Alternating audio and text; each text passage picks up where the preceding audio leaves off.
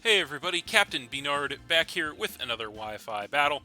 So today we have a battle against Lexi, random person offline. And so yeah, looking at her team there looks to be pretty interesting. Definitely a little bit of a lower tier but mixed tier team, which is pretty awesome. Um, Looking at my team, it is the same one that I've been using the past few games here, kind of the same thing, so it looks to be a pretty interesting match on paper here, actually. So, what do I want to lead with in this one? That is a good question. I think I'm actually going to go for the Clef Key in this one. Seems decent enough. And yeah, we'll go ahead and see how that works out.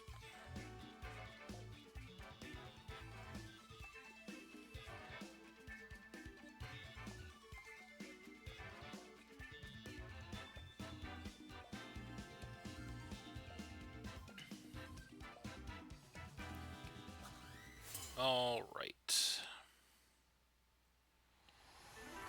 So there she is, and she's going to go ahead and lead with the Whiscash as I lead with the Clef Key. So Whiscash is one of those Pokemon you don't really see very often, so I'm not 100% sure what this thing is going to want to do to me. It could hit me super effectively with a ground move. However, right out of the gate here, I think I'm just going to go ahead and throw the spikes up, get the entry hazard up, so that's what I'm going to do. We do have priority on that thanks to the Prankster. So we're going to go ahead and get a layer of spikes up against her team, as she is going to go for a Stealth Rock just to get the entry hazard up on my side of the field. So just trading hazards, nothing crazy there on turn one. Now, as far as next turn here, I think what we'll do, we have a little bit of a choice to make here. I feel like we could go for another layer of spikes. I don't know how productive that would be, but we could certainly do that if we wanted to. So I kind of want to do that, so I think I will do that just to see what she wants to do here as we get that second layer of spikes up, which is not too bad for us, actually. We'll see what she wants to do with this thing. Going to go for the Earthquake this time around, hitting us, and that is going to do a truckload of damage to us, actually, knocking us down to about a third HP, quarter HP, I should say. Then we do get some HP back with the leftovers, so that hit us very hard. We don't really want to stay in this turn, and we do have switches to this thing, so I think our best switch is going to be the Rotom-Mow form, so we're just going to go directly into that and see what she wants to do here. So we do have the resistance or immunity to both this thing's stab moves. So there's the Rotom. We do take the Stealth Rock damage as this thing goes for an Aqua Tail just in case we decided to switch. Not going to do too much of any damage to us. And now we're in an interesting situation because she does clearly have switches to the Rotom on all sides here. I don't think Whiscash can really do much. We've seen almost its full move set, so I don't really think it can do much to the Rotom. We could make a really risky prediction here and go for the Volt Switch, and I actually kind of want to do that because I don't think there's any way this thing stays in here. So we're going to roll the dice here, and we're just going to click Volt Switch as this thing actually stays in. So that is crazy. Can't even believe that she did, and she goes for an Icy Wind. Which is going to go ahead and do some chip damage to us and cut our speed. So that was definitely did not work out the way I wanted it to. So this game isn't quite going the way that I wanted it to thus far. We have to decide to come in with something that can potentially turn the tide here. How do we want to play this? How do we want to play this? How do we want to play this? Whiscash is definitely giving us a lot more trouble than I had hoped. I think we actually, at this point, have to come in with the Conkeldurr. I think we have to switch Rotom, obviously, because we're choice locked into Volt Switch. So, yeah, we can't risk doing that again, because that was definitely not good. So we're going to go ahead and come in with the Conkeldurr, take the Stealth Rock damage as this thing goes for an Icy Wind. She is definitely hell-bent on staying in here. Not going to do too much damage to the Conkeldurr, but it does cut our speed, and then we do get burned by the Flame Orb, which will activate our Guts, which gives us that huge attack boost. So this turn, I think we have a couple of options, but I think our best option in this situation may just be to go straight for a knockoff. She may just leave this thing in here potentially, so that makes me maybe want to go for a Drain Punch. So those are really my choices. So yeah, you know what? I think we will go for Drain Punch. She's really shown no fear of staying in here. So she does stay in, go for the Earthquake, gets a crit, and takes us down below half. But we do get a Drain Punch in return, which does massive damage to the Whiscash. Not quite enough to take it out, unfortunately. But we do get a bunch of HP back there, and then we do take some more burn damage. So this turn, since we know this thing outspeeds us, we're just going to go for a Mach Punch to finally hopefully finish it off, unless she decides to switch out here. As she does stay in, we go Mach Punch, and it does finally get rid of that Whiscash and knock us down to, or I should say knock her down to 5 Pokemon. But that thing definitely put a dent in our team there, to my surprise. And so yeah, that's definitely my bad. We'll see if we can come back from that. So now she's going to go ahead and come in with the Slow King. So that thing is going to take some spikes damage. And the bad news here is that because of the speed drop from the Icy Wind, I think now this thing might actually outspeed us, which is a problem, because if it didn't outspeed us, we could easily just go for a knockoff and get rid of it. But unfortunately, I think now we're going to be outsped. So I think the best case scenario here is we probably have to go into something to sack it off, and I think it's going to have to be Klefki, unfortunately, because we need a clean switch out into something else. So we're going to go ahead and switch into Klefki basically as fodder here. There it is, and we are going to, of course, take some Stealth Rock damage, as this thing is going to go for a Psychic straight away. And that is actually not quite enough to take us out. We do survive with 3 HP, which is incredible. And then we get some HP back with the Leftovers, as this thing looks like it is also going to get some HP back with the Leftovers. So now we have a little bit of a choice to make on our hands, because we have 2 layers of spikes up against her team currently. So we could, in fact, go for the 3rd layer of spikes here, but we could also, in fact, try to get some chip damage on this thing. Now, because this thing has Regenerator, any chip damage we do will be pretty negligible. So I feel like our best bet is just to get the 3rd layer of spikes up. So that's what we're going to do, as we know we outspeed even without the Prankster. Going to go ahead and get a 3rd layer of spikes up on her team, which will hopefully be beneficial for us for the rest of the game, as she does go for the next Psychic here.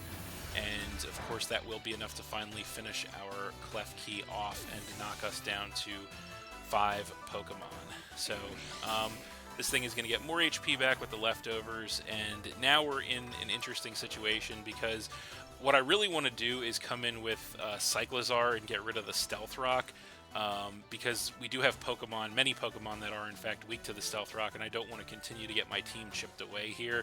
So I think as much as I don't want to take an attack from this thing, I think Cyclizar is our best option here, because I really just need to get the Stealth Rock off the field so that we're not taking that continuous chip damage with all of our switching. So we come in with Cyclizar, take the Stealth Rock, and I think our best bet here is just a Rapid Spin, so that's exactly what we're going to do. Because we do have those rock weaknesses, we really just need to get the Hazard off the board right now. To hopefully do some damage, as there's the Rapid Spin, does a ton of damage to this thing, actually, taking it down over half. Life Orb boosted. We do get the speed boost as well, and then take that Life Orb recoil damage, as this thing goes for a Psychic in return, and we can take it. Fortunately, we survive with like 33 HP, which is great. And then that thing is going to get some HP back with the Leftovers. So I think this turn we definitely want to U-turn out here. It might actually be enough to take this thing out from this range if she does stay in. It definitely looks to be a max special defense variant of this thing. So we're going to go U-turn here and see what she wants to do. It might be enough if she stays in.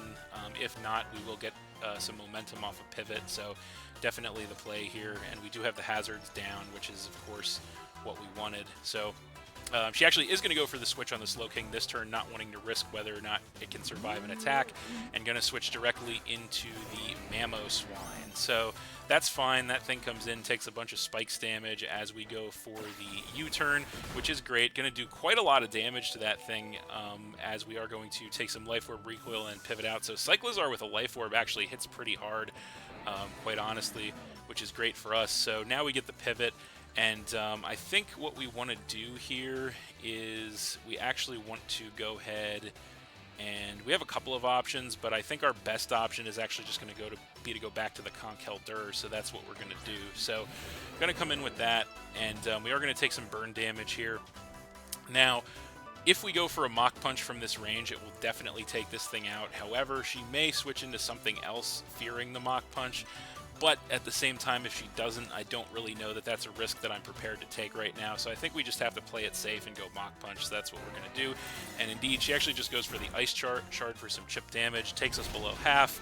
But we go for the Mach Punch, which is more than enough to finish the Mamoswine off from that range and knock her down to 4 Pokemon. So that is pretty good for us, as we do take some more damage from the burn. So we'll see what she wants to come in with in response to that. Conkeldurr is a little below half, so may not be taking too many more attacks, but we'll just have to see what she wants to do here. So it is going to be coming in with the Slow King. So that thing is in, takes a bunch of spikes damage, which puts it right back almost down to where it was, actually below where it was before. And so I think our best bet here, because I feel like we should outspeed this thing, our best bet is actually going to be to just try to take it out with a knockoff. So that's what we're going to do. And indeed, we do outspeed this thing. Slow King is very slow. We go for a knockoff that will finish the Slow King off and to knock her down to 3 Pokemon. So Conkeldurr, once again, putting in the work here, which is incredible. We do take some more life or burn damage, I should say. And yeah, we're actually not too bad at this point. So we will see what she wants to come in with to try to face the Conkeldurr here. It is going to be the Tauros. That is going to be the Aqua Breed. So that thing comes in, takes a bunch of spikes damage, which is nice. No Intimidate, so it's probably going to be the other one, the Kudchu. So I think it might be useful to protect or to save Conkeldurr potentially, based on what she has left on the team. Even though it's kind of weak, I feel like it might be a good idea to try and salvage Conkeldurr. What do we switch in? We don't have the best of switches to this thing at this point. That's kind of the other problem, though. So we may not have the luxury of switching Conkeldurr out here, actually. Yeah. So how do we want to play this?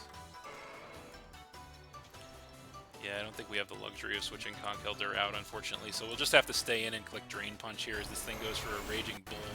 And we actually can survive it with 8 HP in the red. Conkeldurr hangs on.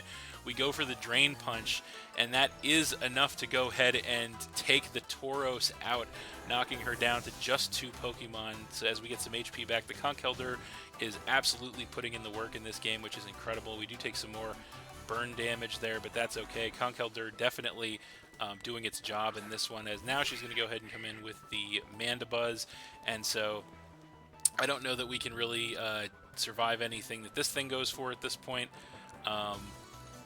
I feel like what we do to play the long game here against this thing, I feel like this thing just probably outspeeds us and takes us out, but I think we're just going to go knockoff here, play the long game, as this thing does outspeed us. It goes for a Bone Rush, and that's interesting. Is it going to take us out is the question. 3, 4, gets a crit on that one.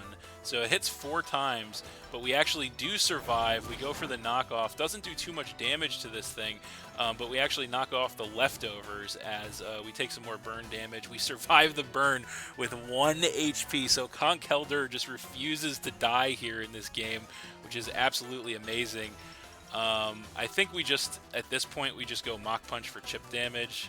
So that's what we're going to do. We're going to Mach Punch, takes this thing below half, which is incredible, as this thing goes for the knockoff, which will finally be enough to finish the Conkeldurr off, knocking us down to 4 Pokemon. But that's okay.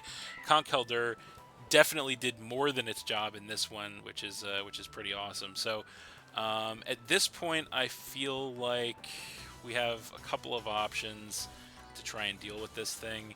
But I think we're going to go for the Glastrier. I think that's going to be our best option to face this thing down.